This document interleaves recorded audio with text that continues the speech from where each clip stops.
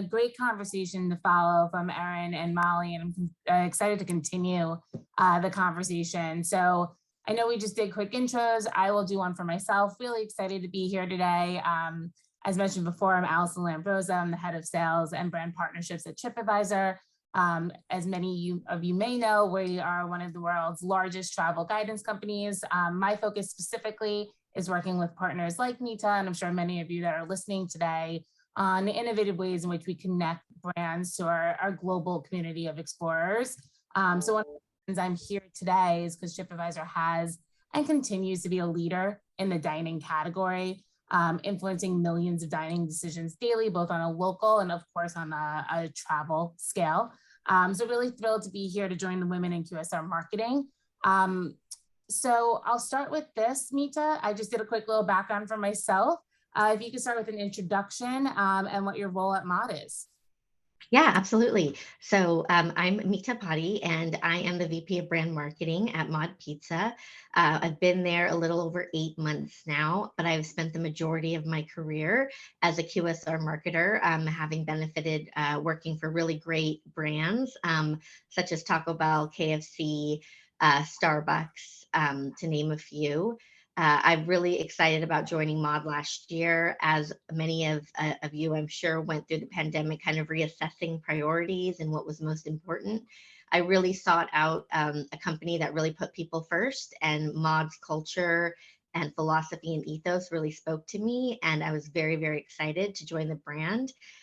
We are growing tremendously. We've got 500 stores across the US, and we're opening more every day. And it's a fantastic team and a fantastic product. I mean, who doesn't love pizza? So, and I live in Seattle. Awesome. I will second the pizza confidence. Yeah. Huge fan. So how'd you get your start in QSR? What gravitated you towards the vertical? Yeah, so it's really interesting. I actually started my career in consumer insights, and I was kind of on the supplier side of the world, kind of providing insights to brands. And there was an insights role that opened up at Taco Bell, and I was recommended for the role, and I went for it, and I got the job, and that kind of was my entrance into the QSR world. And as soon as I stepped into that job and kind of, saw behind the scenes what happens, I think a lot of people think like, oh, the food just shows up, right? And I go there, I get my food, and it just kind of happens. And you don't realize that there are these massive teams working on every aspect of what you're buying, from the menu board to the product to the name to the store design. And so I was really fortunate that I got my start at Taco Bell and was able to learn on the insight side of how the customer viewed the brand, and then was able to transfer that knowledge into a brand manager role early in my career, which then allowed me to use that experience to continue in the sector.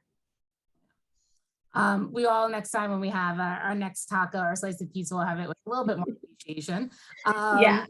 And so I know that you said you're relatively new at Mod, and I think, we were taught the other week in preparation for today, we wanted to focus a little bit on career pathing and career trajectories for the people listening today. So at your stage of your career, what that you were looking for in a company, and how did you get to Mod?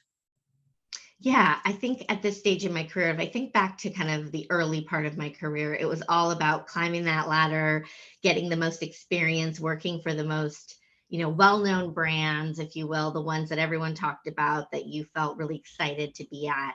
And I think some of those things still hold true, but as I've gotten older, and in a more senior position, you realize that you have the ability to, influence at that level and kind of talk to other people outside the company about what you do, and you want to feel proud of the company you're working for and the things that they're doing to make this world a better place. And I think when you're a large corporation, sometimes being at scale can be kind of in contention with being able to make an impact on this world. And I was very lucky being at Starbucks for a while. That is a company that uses its scale for good. And I think that was the first time that I learned that a company can do great things in this world, whether it's providing for the less fortunate, whether it's giving back to their communities, whether it's, showing up when the world is falling apart right behind you, right? Whether it's in terms of social injustice or, the pandemic. And I think where companies have an ability to kind of put out these PR messages and talk the talk. I think when a company can walk the talk, that's the kind of company I was looking for.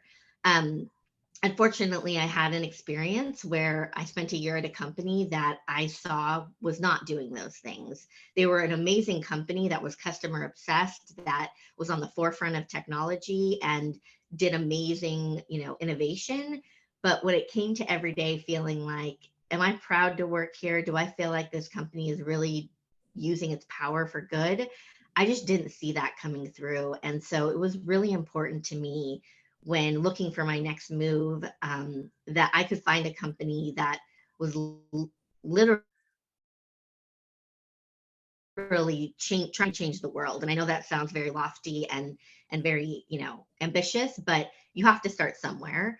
And when I Mhm. started to read about Mod, learn and educate myself about the founders and what they were trying to do, and meeting folks within the organization and hearing their stories, it completely, drew me in. I actually wasn't even looking for a job, to be quite frank. I was quite happy at Starbucks at the time, and I just I couldn't ignore what was in front of me and the ability to be part of something big. That's amazing. I know it's always hard to find places that truly practice what they preach. And I think the last year you mentioned the pandemic, it really put a lot of things into perspective and prioritization for people. So you were talking about doing the research around mod. I did the same right before you and I spoke, and I launched Yeah. immediately when you and I first got on the phone call the other day, being like, I want to be a mod squad member. So can you tell us what I thought was really interesting, and like you said, these changes and these impacts that you can have on Mhm. really the recruitment strategies and the hiring ethos that Mod has? Because I think as we talk about trajectories and backgrounds, Mod approaches it really differently and really does embody inclusivity. So if you could share a little bit more about that. Yeah. So, Mod's whole purpose is people. And we use our food as a platform for supporting people. And what's really at the heart of Mod's brand is this idea of all pizzas welcome. And when you translate that to, what that truly means, it's belonging. And belonging is at the heart of Mod. And the reason that's the case is because when we look at hiring, whether that's in our stores or in our main office, we look to bring in people who have faced barriers to employment. So a lot of people who wouldn't have been given a chance because of their background, and that could be anything from education to disability to social injustice, to just having not had a traditional path. Ma doesn't see that um, as a downside, or there's no issue with that. It's not a barrier. Sorry, that's what I was looking for. So we intentionally look to hire people that can bring that diversity into our business and that feel that they can belong because all pizzas are welcome, essentially. And so as I've started at Mod and looked to hire onto my team and grow the marketing organization, I've really tried to apply that philosophy to my hiring. I have been, I'll call it, trained throughout my career to look for certain aspects or skills or backgrounds or qualifications for marketers. And I think a lot of that is because companies tend to try and fit a profile. And, absolutely you want somebody who's got the marketing experience, who's got some of the basic skills and the competencies. But, one of the things you and I talked about was this career trajectory this path that most people take professionally of having to get an MBA to get into Mhm. marketing. And I do not have an MBA. I like to say I got my school and my degree through working, right? Through real life application. And there's many times in my career that I felt very inferior because I didn't have that credential. And it felt kind of like there was this divide between those marketers who had MBAs and those that didn't. And I think there's a lot of ways people can learn, and you have to look at that when looking at someone's resume. So whether they went to college even or not, I think is no longer of importance. I think everyone has a different path, and I look to see where people have brought a diversity of experience to my team. I don't want everyone to be like me. I don't want everyone to have worked in QSR their entire lives, right? I can bring that experience to the table. I'd rather have somebody who maybe has worked in the field and worked in a restaurant and has brought that perspective to the table from a marketer's lens, or maybe somebody who has worked in a different industry but understands what it's like to market to a consumer that's looking for a quality product, or a product, if you will, online and digitally, and so can use those skills to transfer. So I really opened my aperture in terms of like not going straight to the education and the brand when it comes to looking at resumes.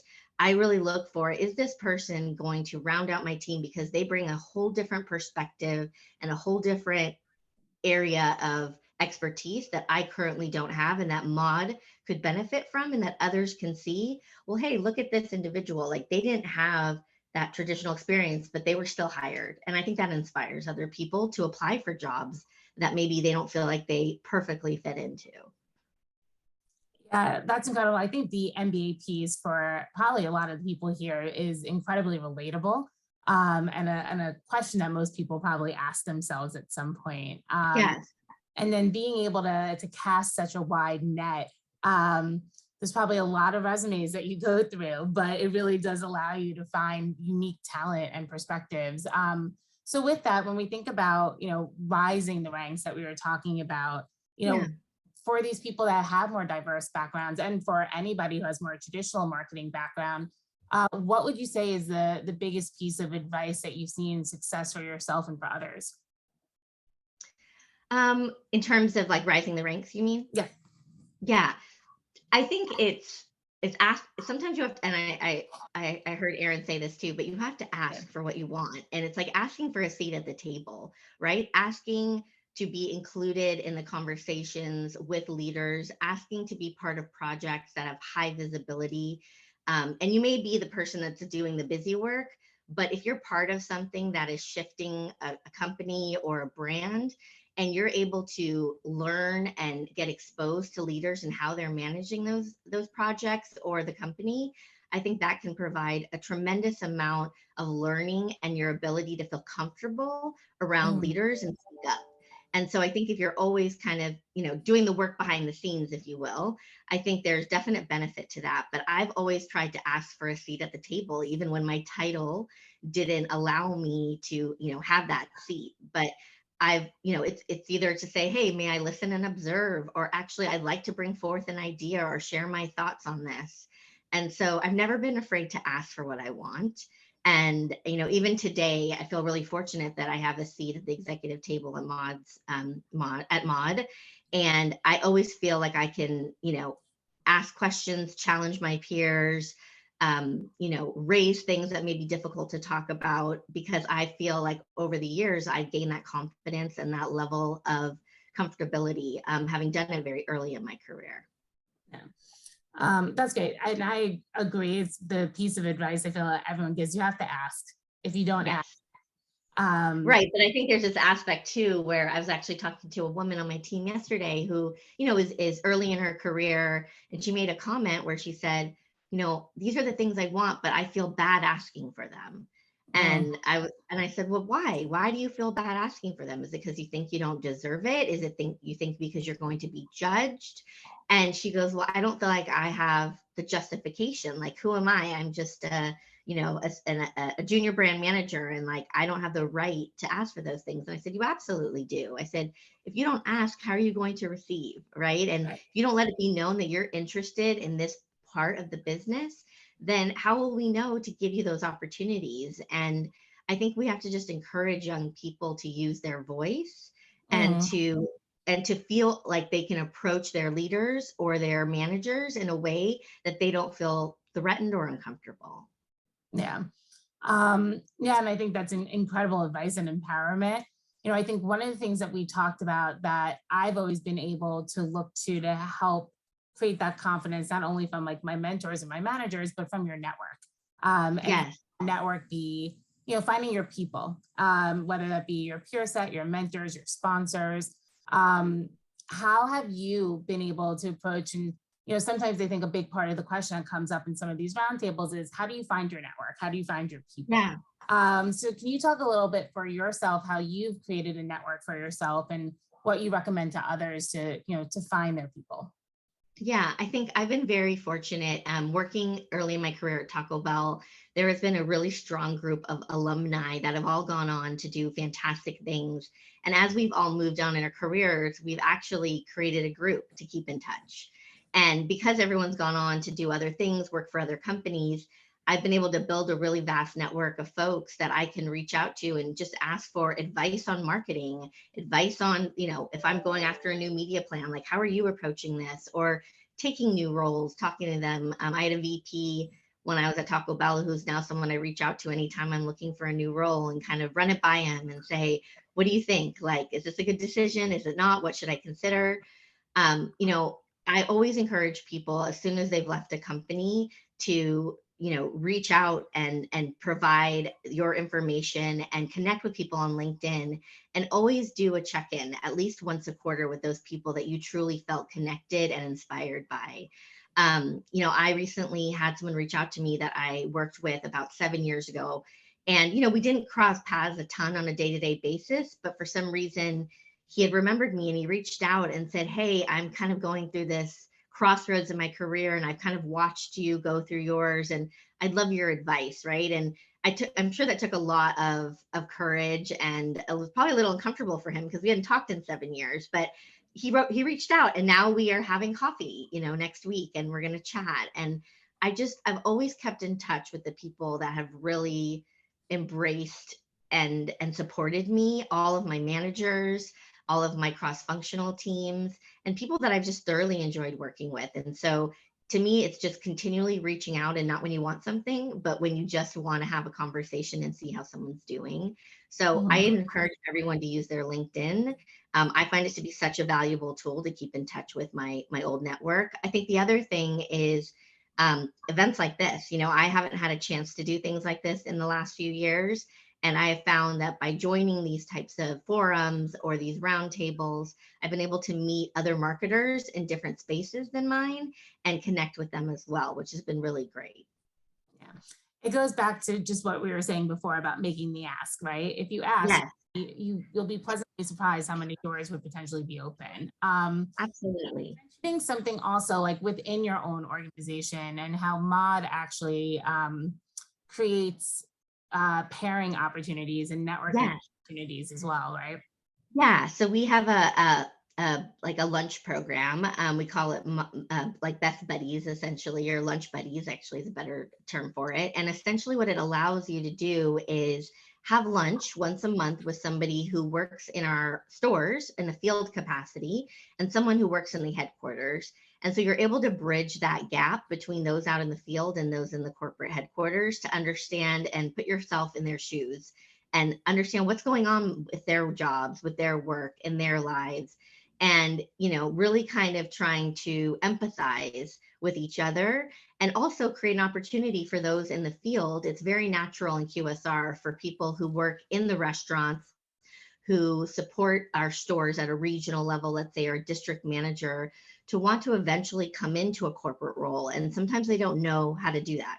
They don't know what that path looks like or how to get that start. And so this really gives them an opportunity to build a connection and a network within the headquarters to then say, hey, I saw this job come up. I'm interested. Could you help me learn more about it? Could you introduce me to the hiring manager? So it's a really great program. And I also think it helps me do my job better, just to understand what's going out there in the field. Like, I'm here to support these restaurants out there. And my lunch buddy is kind of my eyes and ears, if you will, out into the marketplace. And so it's highly beneficial for me in terms of just understanding how customers are behaving in our stores and what they're asking for, what's not working. So it's not only kind of a business a business goal here, but there's also that connectivity and networking, which is incredible. Yeah. Excuse me. No, I think that's great. There's outward and then there's also inward and what you have at your fingertips to be able to work at. So shifting gears a little bit, we talked a little bit about trajectory and networking and, the lens in which we look at applicants, but now you've been here for 8 months now at Mod, right? Yes. What are you working on right now that you're really excited about? Well, I'm working on kind of looking at who is our target audience and kind of trying to turn that on its head a little bit. I think when you look at QSR, and I've experienced this working for a lot of brands, they tend to be a very male targeted segment. Yeah. I think, it's natural, young men just kind of, eating fast food, going out there, wanting not to spend a lot, but wanting to get a lot for their money. They have been my key target audience for as many years as I can remember. As I look at Mod and I think about the role that it plays, not only to feed folks, but to kind of be part of communities, have really looked into the data to understand who our key target audience is and how we maybe talk to the decision maker in the household here. And in this case, families are a big component of Mod. They come in quite often, especially on the weekends, like a Friday night, a Saturday afternoon, Sunday after the kids have their baseball or soccer games. And mom is really looking to feed their family and do so without compromising quality, without having to break the bank. And so kind of really looking at a campaign that speaks to mom, who is kind of that key decision maker, or even the head of the household, I'll say, because it's not always mom. It could be anybody. But how do we use that head of household, who's that decision maker, to think of Mod?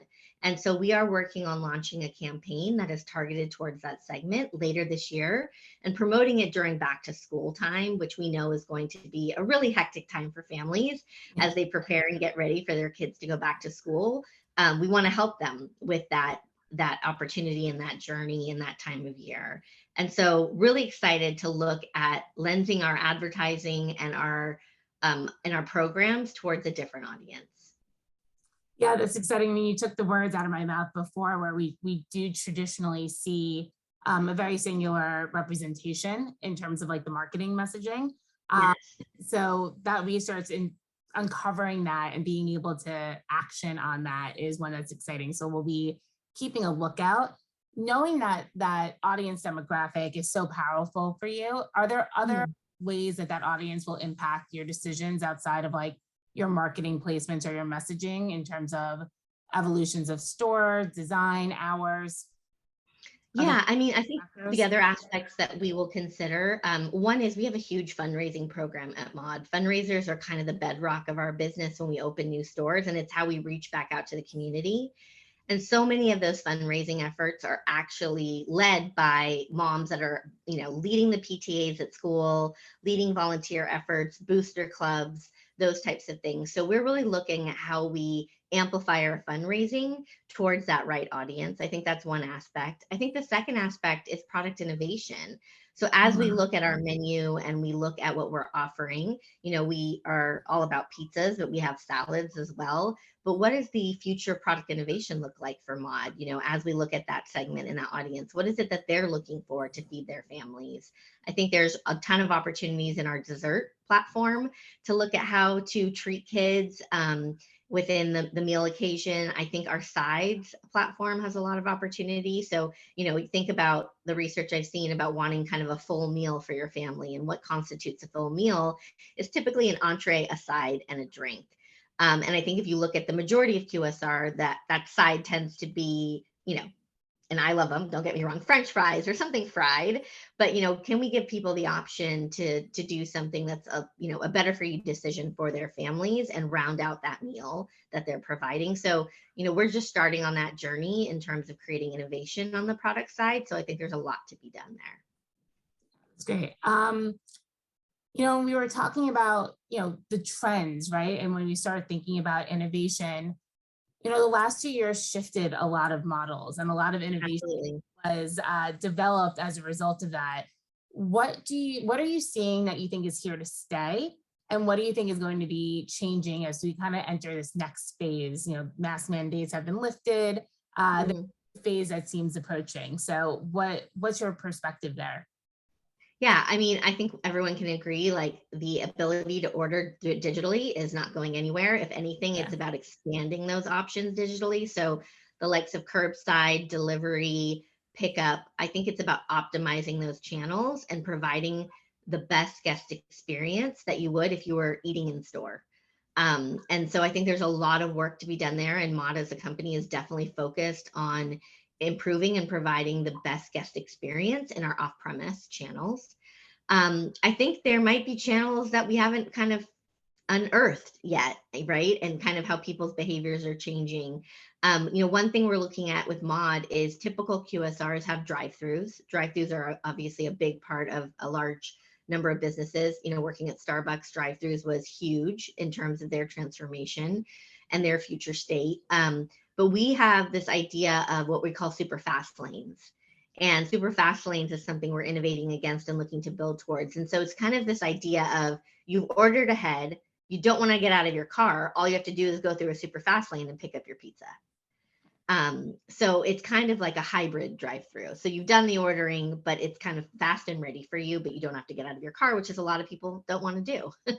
So I think we're kind of looking to kind of understand that customer experience, what they want out of that, what is, the pain points currently in the drive-through experience, and how can we overcome those and create something that's seamless and frictionless for the customer. So I think there's a lot to be done in that space. I think as you speak about, head of households and decision-making, frictionless feels key to the demographic. And we've been seeing the shift. I was reading something the other day of female favorability towards QSR. And I think all these innovations and these expansions of menu options have been a huge contributing factor to that. So when you think about, you talked a little bit about like the future, or you think about implementation, some of this new effort that you're working on, the areas that you're excited about, this female initiative, how are you thinking about that in a go-to-market approach? So I think the go-to-market approach is really tied to the messaging, the design, the creative. And so being really clear with our agency and creative partners about if this is the person we're designing for, or if this is the person we're targeting, how do we design against that? How do we speak their language? How do we use the right messaging that's relevant to them?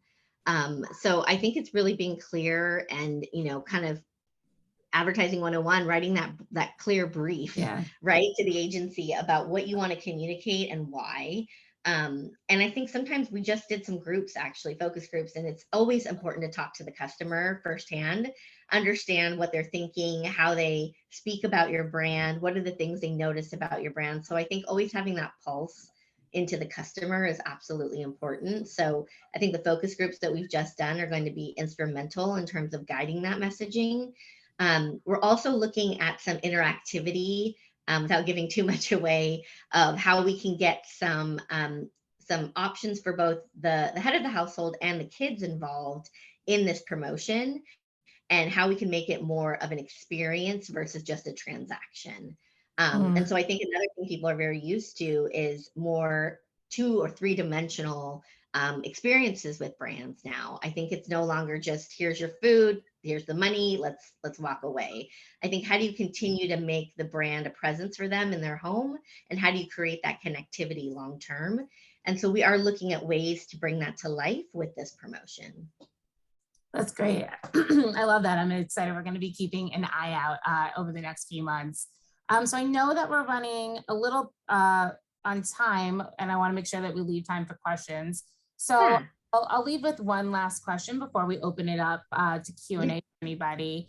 So if you could leave us with one piece of advice, I know you shared a lot of gems already, but piece of advice for other women who are looking to be a leader in this industry, what would that be? I think it's to have a mentor early in your career, and a mentor that is in a leadership position that you could one day see yourself in. I had the fortune of having one of those people in my life and my career early on. She was the COO, and she had that seat at the table. And I spent a lot of time with her trying to understand how she got there, what she faces, being a woman that was in the minority at the time of that C-suite, and just learning from her and trying to absorb all I could. And I think having that mentorship early in my career showed me that there is a path, that there is this possibility. And it allowed me to, create a safe space where I could share my fears, share my concerns, ask for advice, and with someone who could understand what I was going through. And so I think to find that person is absolutely critical, and to continue to develop that relationship as your career progresses. That's great. As someone who didn't know how badly in earlier in their career they wanted or needed a mentor until it naturally happened, I could say firsthand, if there's a proactivity there as well, and you can identify that, it really does go a long way and truly change my trajectory as well. So with that, I want to open it up for questions for anybody. Q&A widget.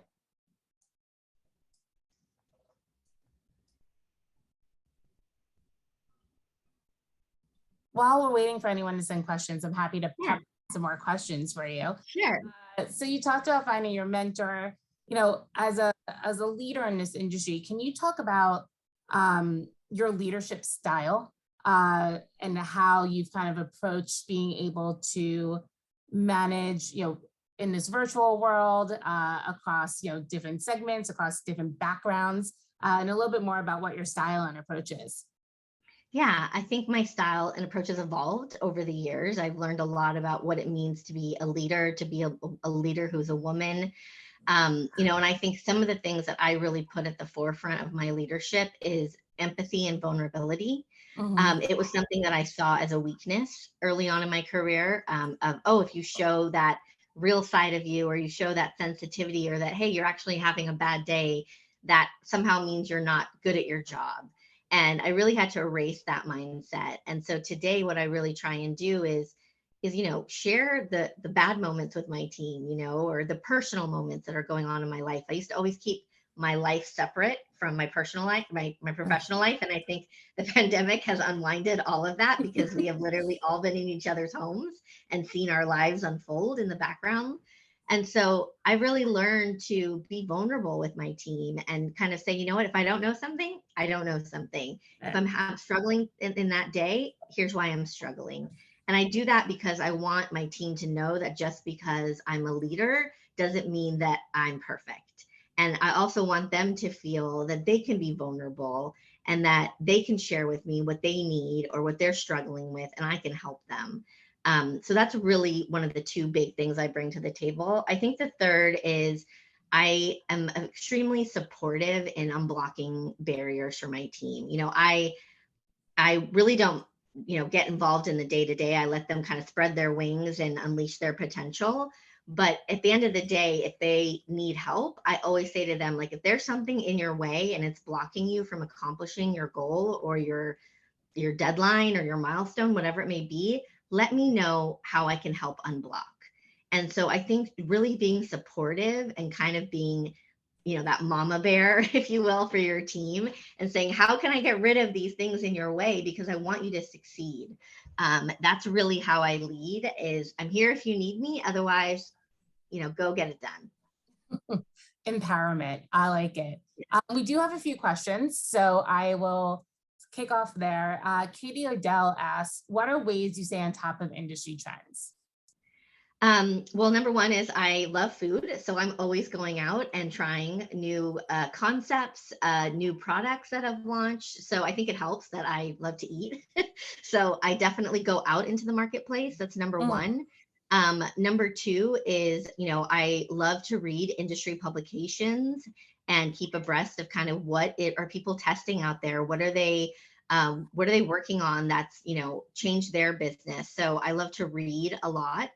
Whether it's articles or, you know, I don't want to call them self-help books, but like business-led books. I recently, about a year ago, read Radical Candor. This is a fantastic, fantastic book that I'm sure many people have heard of. And while it's not about the industry, I think it is about how you work in a business environment and how you lead with grace, but results. So I think that's definitely a big thing. But honestly, my biggest thing is going out and eating. Like, I'm the first one on my team to always be like, guys, look what I tried this weekend. This is amazing. Or did you see that so-and-so launched this? So it's all about experiencing the product. Yeah.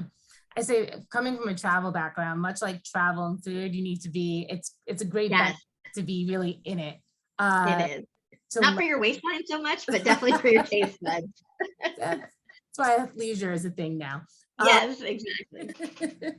So another question, do you have any recommendations for communities or networks for women in marketing who are looking to connect with mentors or other female professionals?